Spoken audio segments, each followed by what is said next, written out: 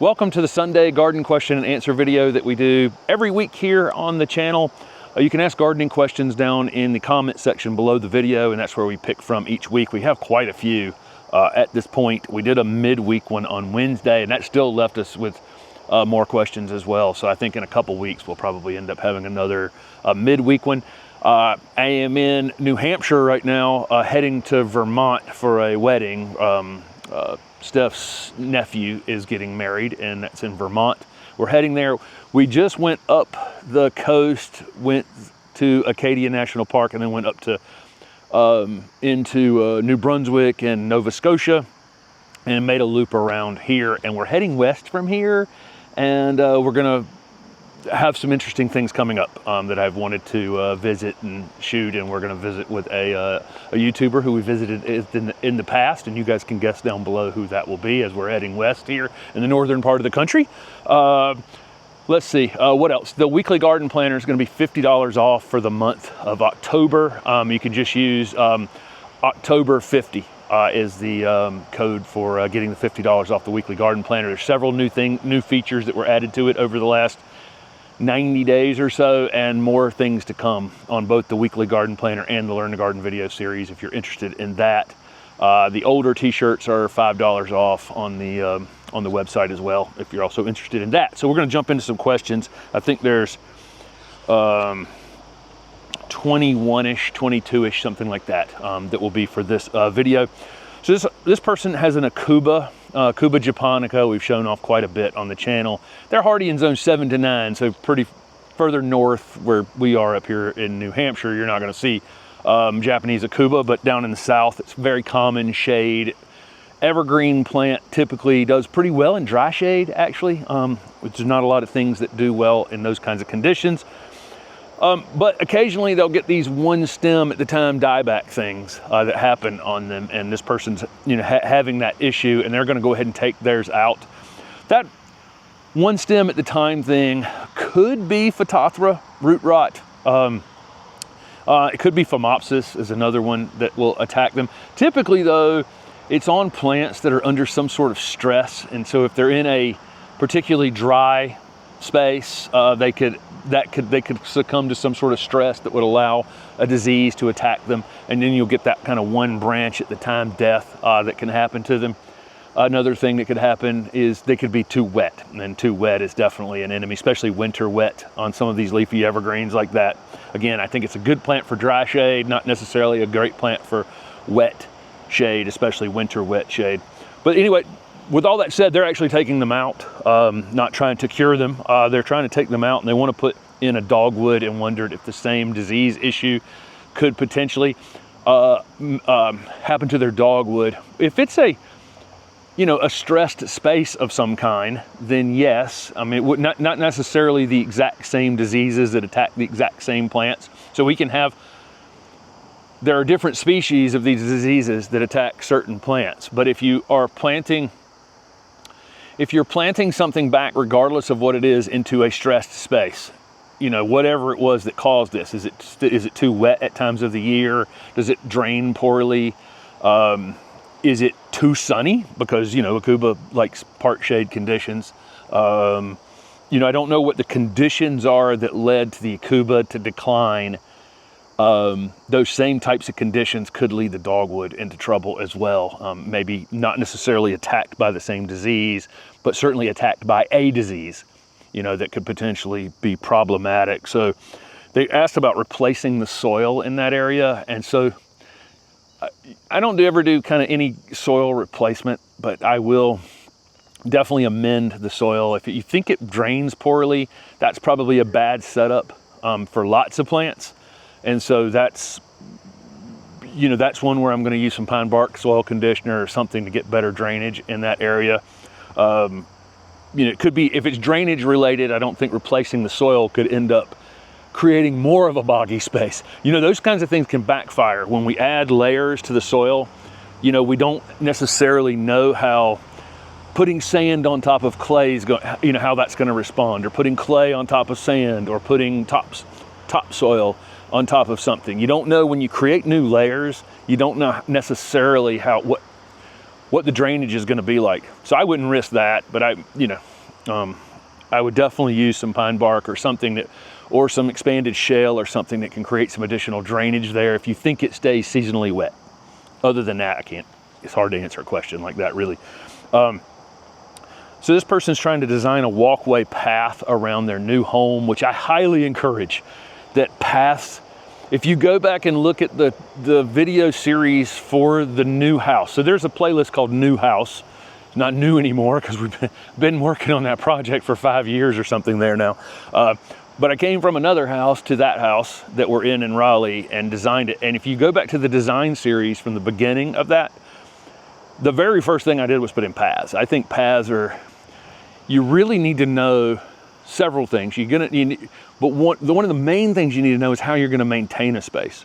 And so I want a path system ultimately for design aspects, obviously, but I also want it for how am I going to maintain this? If I go all in and plant an entire backyard of, with landscape plants, how am I going to get mulch to it? How am I going to work on it in the future and save myself some time and energy?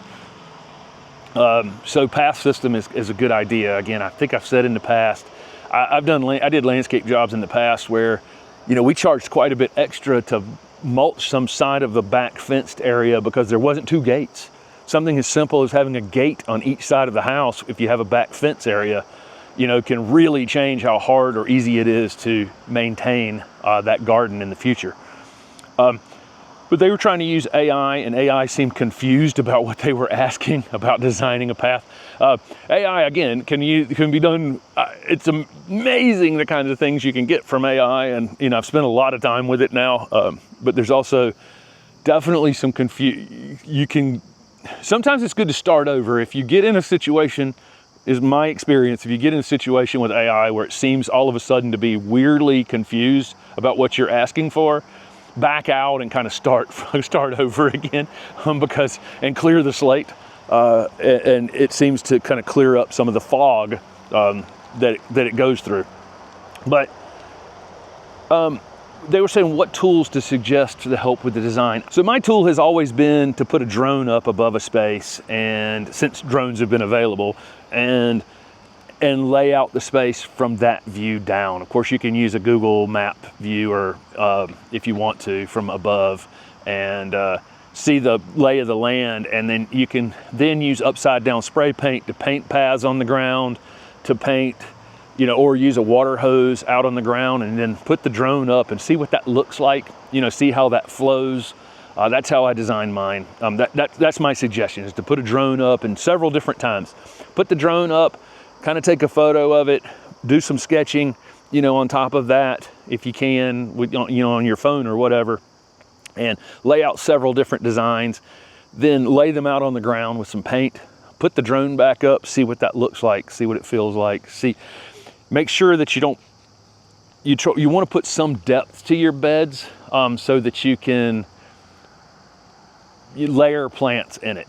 You want some space in the beds that you're leaving between paths. But I do highly suggest what you're doing is the best way to start a project is paths first, and know how you're going to maintain it in the future, and know how, and paths also give us an opportunity to put lots of small plants around the edges of things.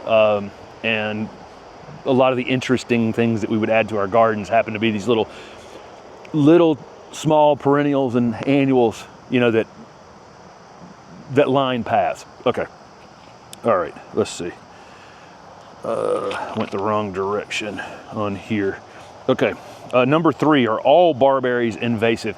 There are some very low seed barberries, or ones that have never flowered before, some newer varieties.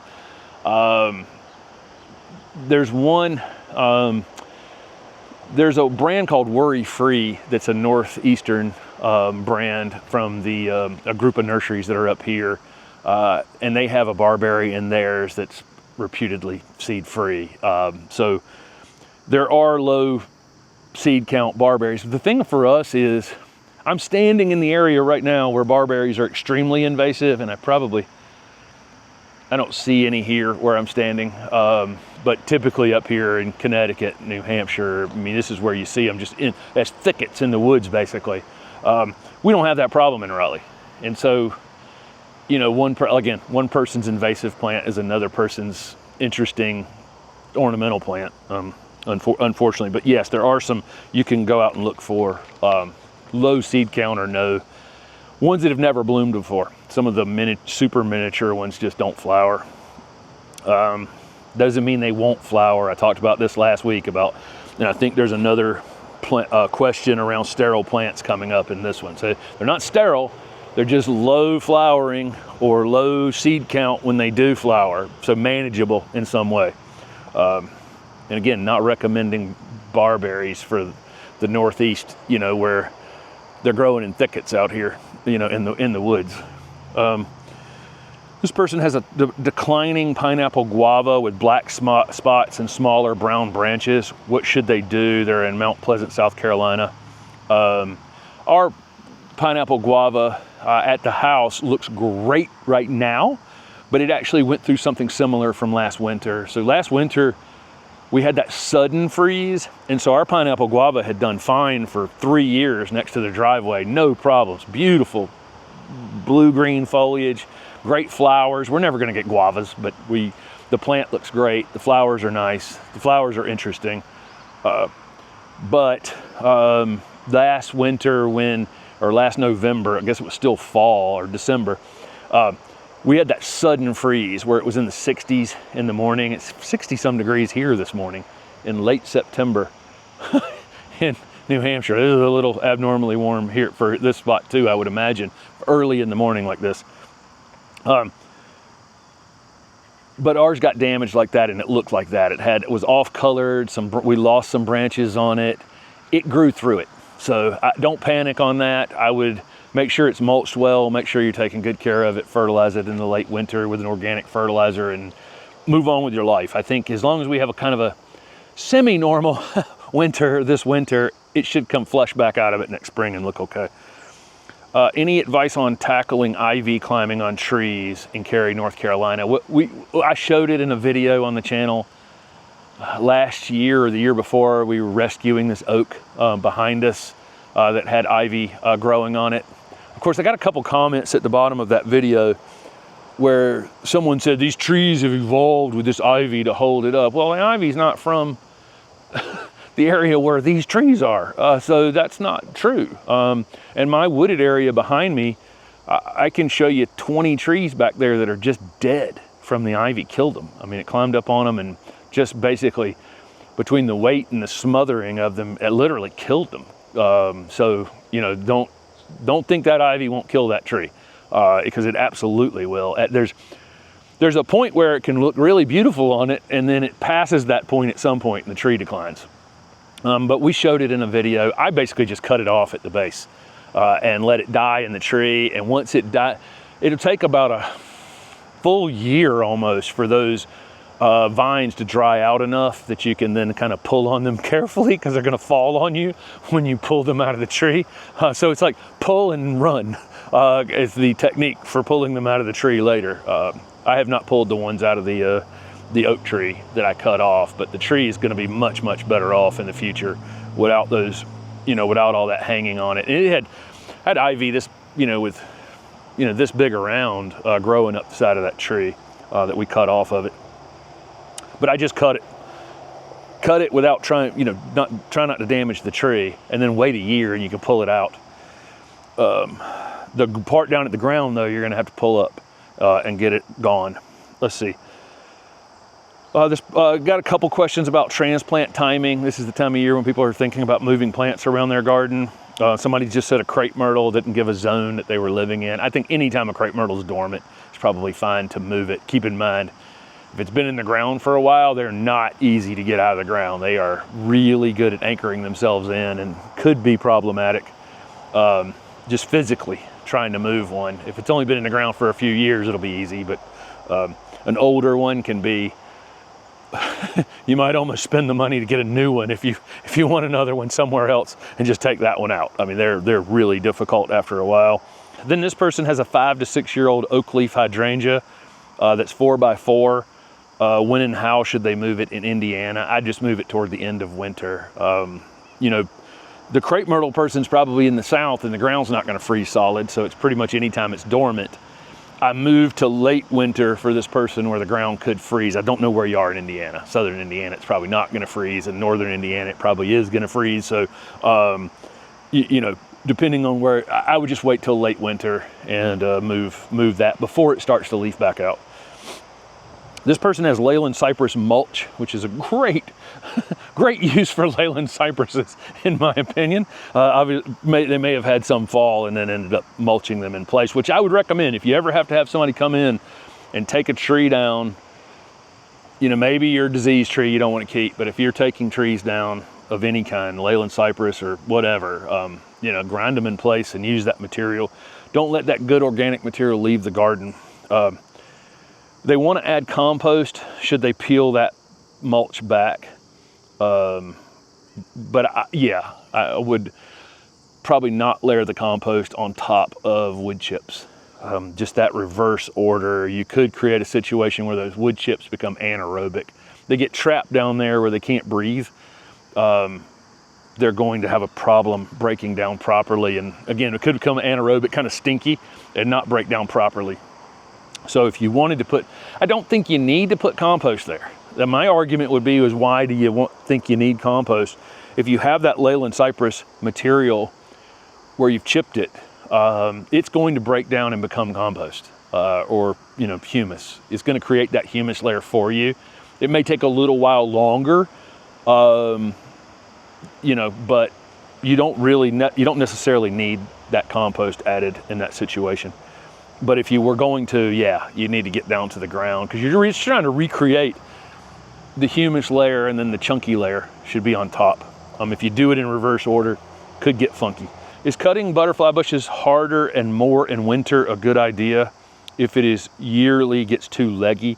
Yeah, well, definitely want to cut them down in the winter time. Butterfly bushes bloom on new growth, and so there's really no point in leaving the plant from last year in place. So I large ones I'll cut down to about 2 feet, you know, very large growing butterfly bushes. The dwarf ones I might cut down to 12 inches or maybe even less. And I let them come back from that. But if you're in a spot where one gets leggy because maybe it doesn't get quite as much sun as it would like during the summer, you just reprune it in the summer. So, you know, you'll cut it back in the winter time, let it come out, go into full flower. Once it starts to stretch a little bit, cut it back about 1/3 at that point and let it flush back out and bloom again, and it should be a lot less leggy. So just do the pruning twice. That would be my recommendation. This person got 3 each of Autumn Lily, Autumn Twist, and Autumn Royalty. Those are 3 really good Encore Azaleas because they're larger, vigorous growing ones, really tough plants. So I like the 3 that you selected for just being tough overall ornamental plants for sure. And 3 of the more popular ones. I've seen the list of the best-selling Encore Azaleas, and Royalty still sits right near the very top of the list, and it's one of the oldest ones. It's just such a tough plant. The growers like to grow it. You're going to be successful with it in the ground. Just a good plant. Twist is like a variegation, or is similar to Royalty, that has like a purplish flower, but then it also has white flowers as well, and intermixed flowers. And then Lily is white. So this is a good combo of a solid white, a variegated between white and purple, and a purple. They want to know how to lay them out along a fence. So, you know, for me, I'm probably going to still put them in the group of 3 Lily, 3 Royalty, and 3 Twist. I'm probably not going to mix them together because despite the fact that they're all 3, Lily stays smaller for sure than Twist and Royalty. Royalty is the most vigorous of all of them. I don't think you're going to get that right trying to mix them together. So I'm probably going to do the grouping separate. But then I would think about using some other evergreen thing to kind of tie the groupings together. You know, you could use an English laurel that's upright, or cherry laurel or something like that. Something that has a different foliage type and a slightly different shape, because these are all mounds. You know, maybe something that's upright you know, a cherry laurel comes to mind, would grow in a similar place to that. But use something else within these Encore Azaleas to kind of tie the space together and create some sort of change in texture, foliage color, something. And it's not, so it doesn't all look the same. Because despite the fact that they bloom twice a year, there is a long period of time where they're just green, round balls, right? So having something else in with them will probably make it more interesting. Okay. This person underwatered shrubs and trees their first year. How can they help them now? Surviving but not thriving. So, you know, one of the things is about, you know, when you water deeply. I got another watering question coming up. Watering questions are impossible to answer. I have no idea how many times a week you have to run your irrigation system. If you live in, you know, Las Vegas versus, you know, where I'm standing in New Hampshire versus Florida versus sandy soil, clay soil, high humidity, low humidity, like there's so many variables, how established the garden is. There's so many variables in answering water questions that they're really hard to answer. But if you underwatered, things thinned out, they're just, you know, again, survived but look rough. I think, you know, they're probably ready to shut down for the winter and be, you know, asleep through the winter. Make sure that, you know, you're coming out in the spring with fresh mulch and maybe, you know, fertilize, you know, with an organic fertilizer in the late winter, you know, and then hopefully go into next year with them slightly more established. They adjusted to the fact that you didn't water them right. They thinned out, and so they're in balance. Hopefully, you know, as things flower in the spring, if they're going to flower, you can start to do a little bit of pruning on them to try to regenerate some of that foliage down inside the plant. And then when you water next year, water more deeply, less frequent, more deep if you can, to make sure that, you know, these things that are trying to get established have water, and not only right at the plant, but around the area as well, so that they can start to root out into that surrounding soil. This person was asking about aloe vera plants blooming. So yes, you can get your aloe to bloom this time of year for sure. I had said previously, but they couldn't remember how to get them to flower. You just have to leave them out longer than your other houseplants. So as you're bringing in your houseplants right now, a lot of people, like I see here where I'm standing, there's a 38-degree night. We saw frost in Nova Scotia, but there's a 38-degree night happening here in a week or two, and people are going to be bringing in their houseplants. Those aloe plants like that, a few cold nights on them, not freezing cold, but something in the 30s, low 40s, that tends to trigger that flowering.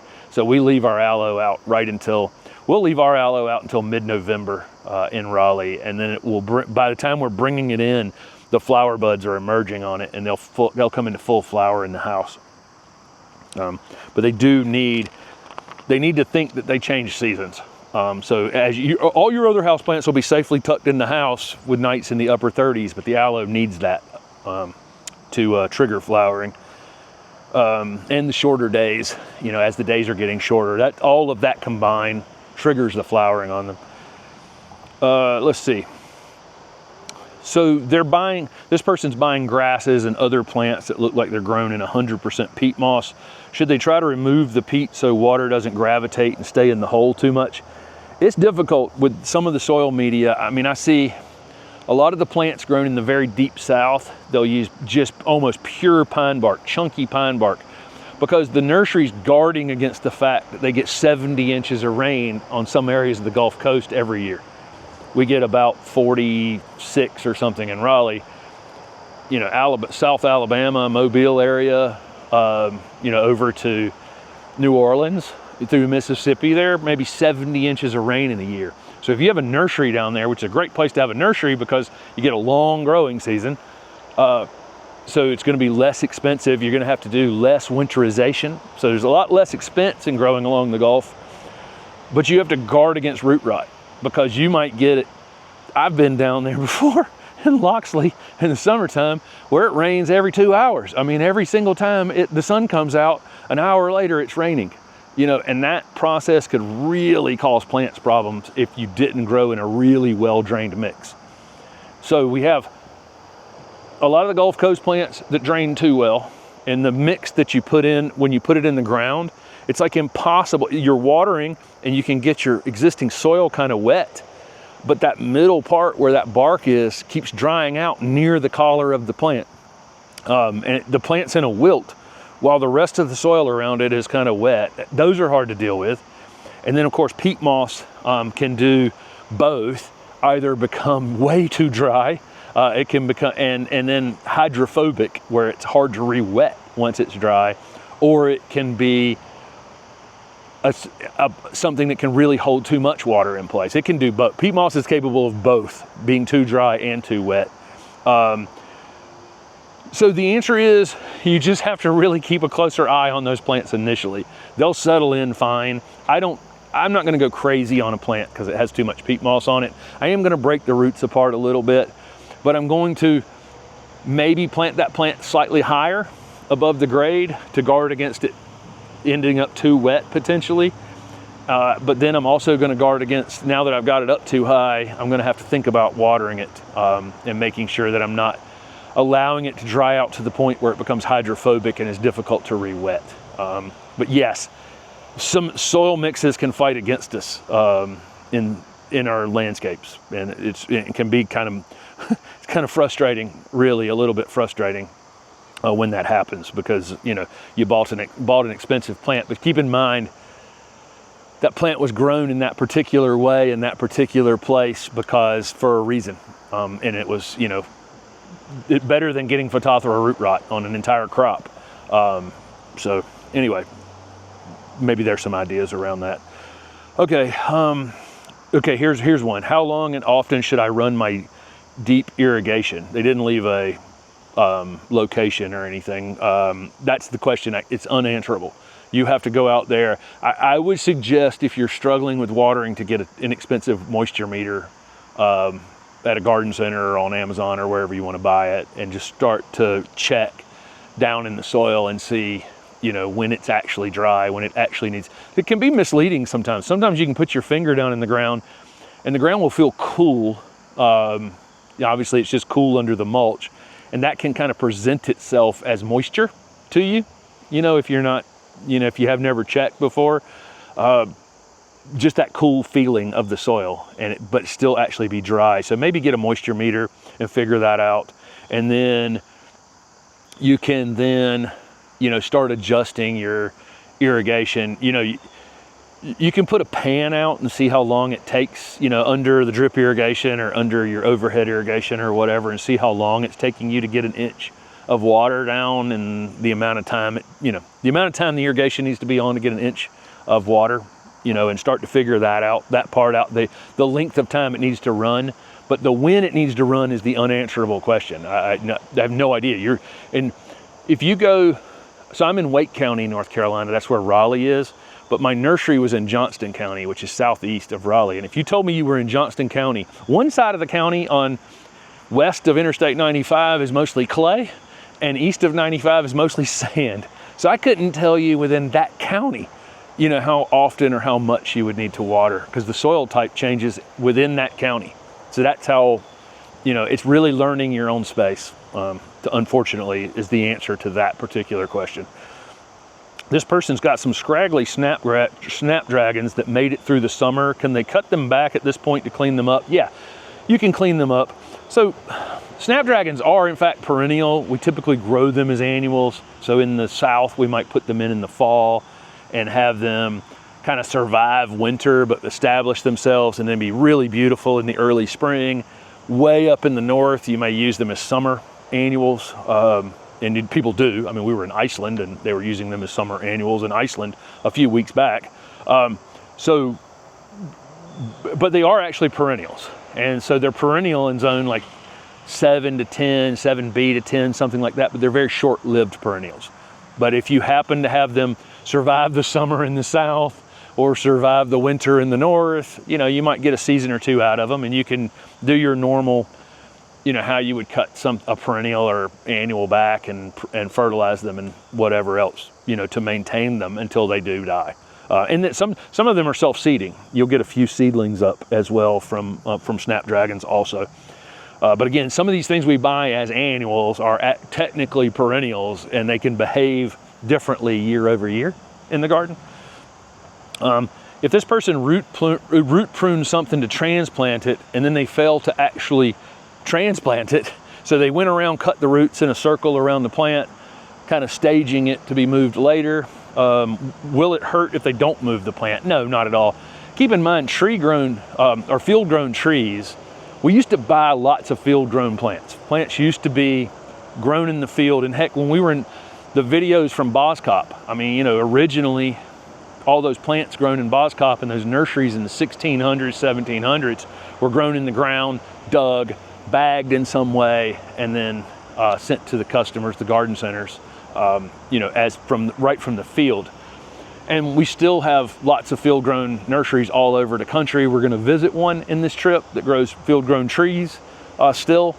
But we've shifted more toward container plants. Container plants are just, they're a lot lighter.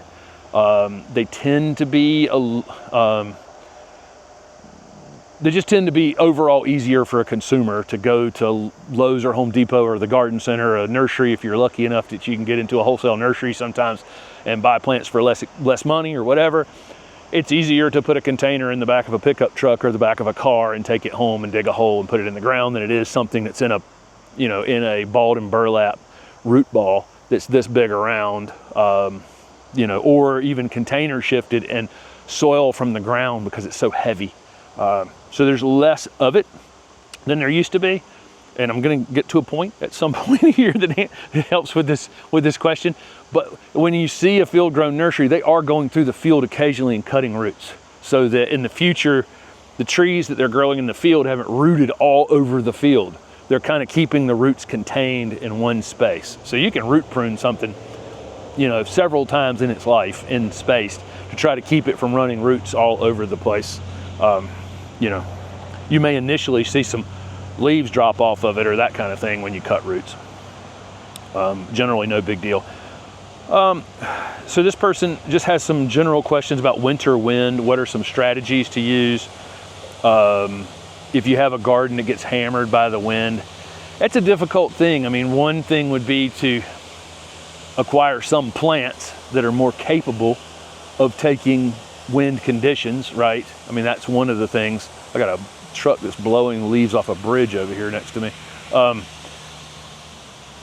To buy some plants that are more capable of taking it as a screen, but really at the end of the day, a physical barrier like a fence, like a wooden fence or something like that, is probably your best bet to keep your garden from being really damaged by winter winds. Of course, there are anti-desiccant sprays that people spray on plants going into winter that keeps the moisture from, it keeps the wind from getting the moisture out of the leaves on leafy evergreen plants especially, like, or conifers like yews or boxwoods, those kinds of things. So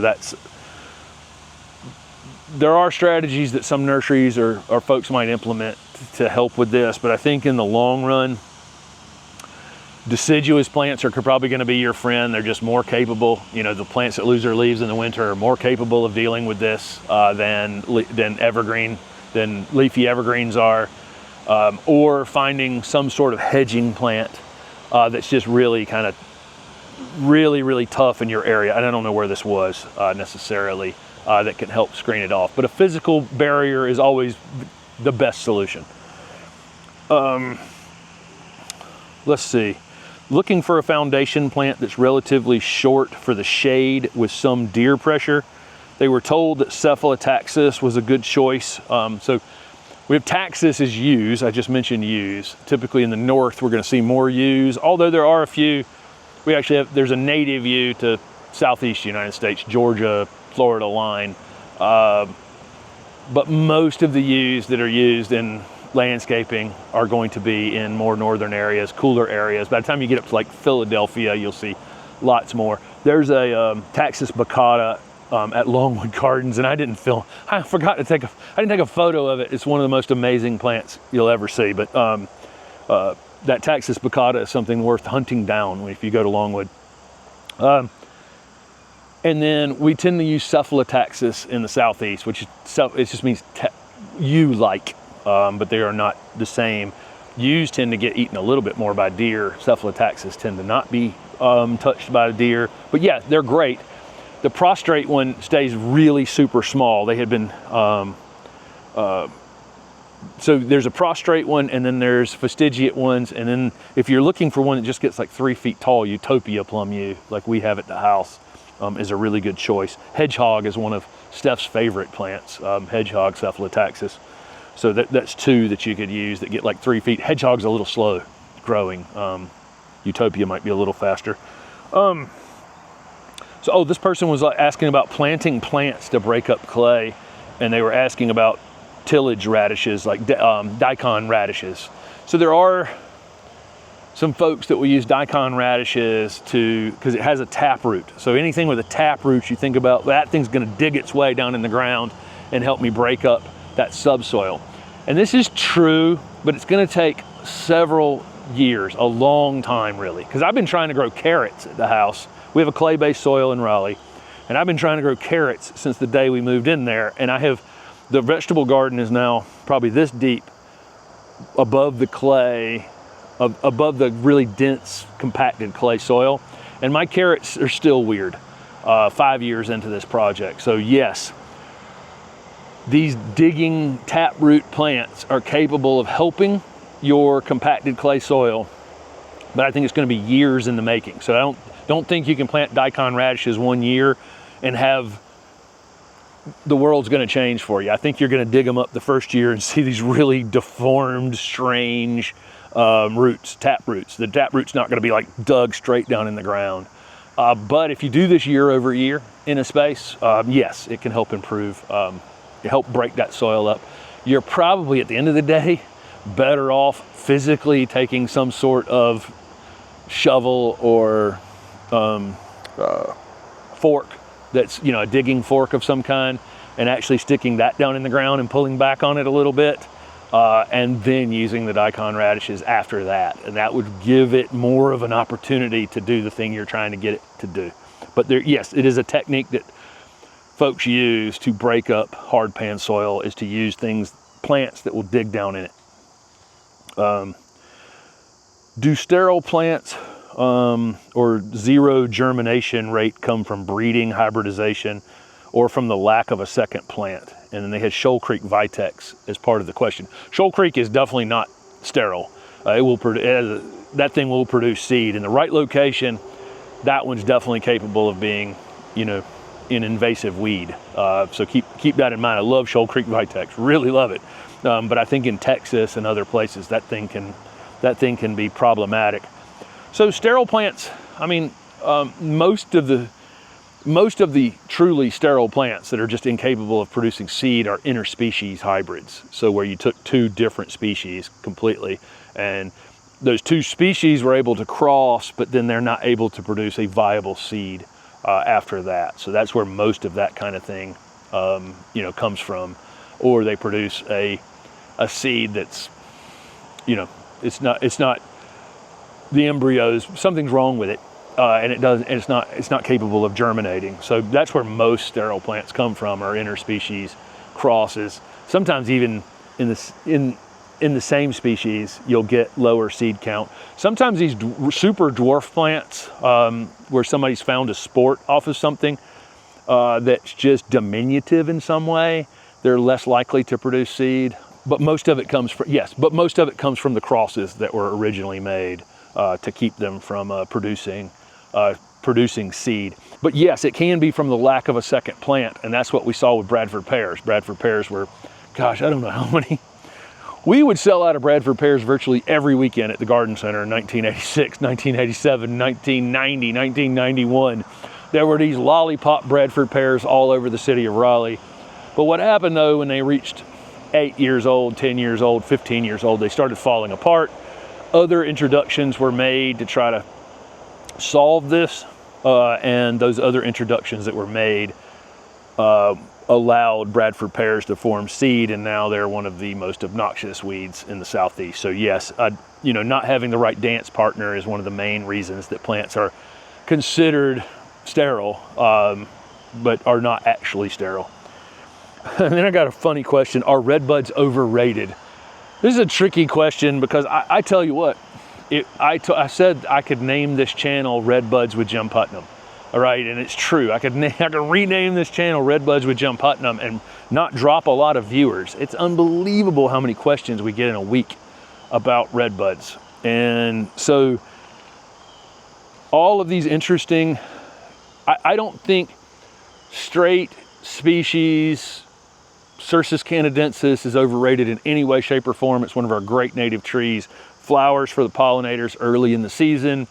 You know, has just interesting habit. It can be a little weedy. You know, those seeds are very viable, and it's a native plant, and it's pretty good at reproducing itself. So you can expect to have some seedlings around the garden. And of course, the ones like Oklahoma or Texas subspecies from canadensis are really very tough, arid plants that are great plants. But again, some of these new hybrids that are out on the market, they seem to grow themselves to death, basically. I mean, a lot of the questions we get are about them breaking apart in snow, breaking apart in wind, growing too quickly, having branches that are just going wild, a growth rate that exceeds its ability to really hold itself together. So while I don't think they're overrated, I think some of the new ones, I would have to say, are, I mean, our Golden Falls, I have to prune it 3 to 4 times a year. It roots back down to the ground and across the ground within just a few weeks of pruning it every time. I mean, it's unbelievable. I feel like the thing's literally growing itself to death. So while I would say, heck no, they're not overrated, some of them are do create lots and lots of questions on the channel. Let's see. Can you do a video focusing on deer-resistant plants? We just did that a few weeks ago, and they wanted to know if we sprayed with anything. Occasionally we'll spray deer fence is the product we use. There are lots of these products out there for spraying. You got to respray when it rains. So, I don't, it hasn't been the most effective thing. I've got a new strategy. I hope to show it off when we get home. We'll see if we have any damage when we get home, but I've got another strategy I'm going to use. Last question for this week. Again, the weekly garden planner is going to be $50 off for October. Thank you for considering it, or if you've purchased it. Again, we're continuing to add to these products, and once you own them, you don't have to spend any more money on them in the future to get the new things that get added to it. Okay. This person is down in the Sand Hills. They amended with hardwood mulch, compost. They have a lot of pine trees. They have too many plants to water them by hand during abnormal dry weather. How many times per week is it okay to use an overhead sprinkler? So if you have to, we use an overhead sprinkler when we water at the house. We don't have to water all that often because we've amended that soil so much. The garden has become really resilient. I have somebody that keeps an eye on it for me. We've gone through a long stretch without rain in Raleigh since we left, and even before we left, and the garden's in really good shape without doing any watering on it. So really happy with that process of the wood chips and the compost and everything we've done there. Mulching has built a more resilient space. But when we water, we use overhead irrigation. I just put a sprinkler out there. I've got a couple towers that I had from my nursery, so I can cover a lot of area at once. How often could I do it in a week? As often as I wanted to. There's no, I know there's a lot of things around, don't water in the evening because you're gonna get leaf spot problems, or you're gonna get this disease problem, or you're gonna get that problem. We live, this person's in the Sandhills of North Carolina. It's humid in the evening. Those plants are already wet. They're wet overnight, every night. Every single morning you go out there, there's dew on those leaves, right? The vast majority of the rain we get in North Carolina in the summertime is going to be between 5 in the afternoon and maybe 9 in the evening. That's when the thunderstorms pop up. So that, literally anytime they get water, there are going to be times of the day and night where that water is not going to dry off those leaves overnight. So you're not doing anything that's not already being done to those plants anyway. okay, by overhead irrigating them. So I wouldn't worry about that part at all. There are certain plants that are more vulnerable to leaf spot issues. Of course, if we crowd things, we don't get good air movement around things. You know, those issues could probably be compounded, maybe. But I think this is one of those things that's just kind of overblown overall. So if you need to water 2 or 3 times a week to get these things established, that you new things in your planting and that kind of thing, go for it. I think the best time to water is in the late afternoon. It's the time of day the thunderstorms are coming anyway, because I really don't want the plants to go to sleep dry. It's the time of, you know, at nighttime is when they grow and when they put on growth and when they're going to set their flower buds and all those kinds of things. So it's nighttime that I don't want them dry, really. But if you just want to water in the morning so that it dries off quicker, and I've shown in videos where I go out, these 100-degree days we have, I go out with a water hose, middle of the day, sun is up, and just spray the garden down, you know, put my finger over the end of the water hose and just spray the garden down so that I can create some evaporative cooling where that water, as that water evaporates, it cools the air around it. You can see plants just perk right up. I didn't water it, I just cooled the air around it temporarily, and then allowed it to catch up. It had water in the soil, it just couldn't keep up with the fact that it was 100 degrees outside. So I just slowed that down for a minute. The plant just perks right back up.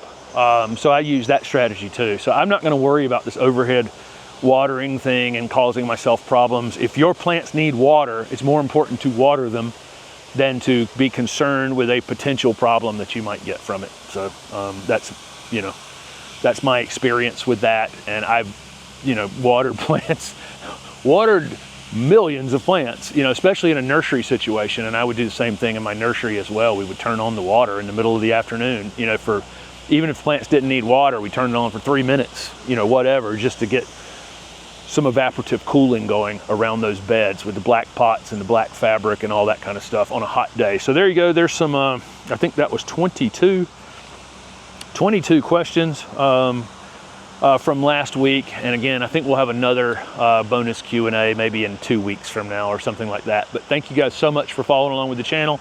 Ask questions in the comment section down below the video, and we'll be back next Sunday with one. Thanks for watching.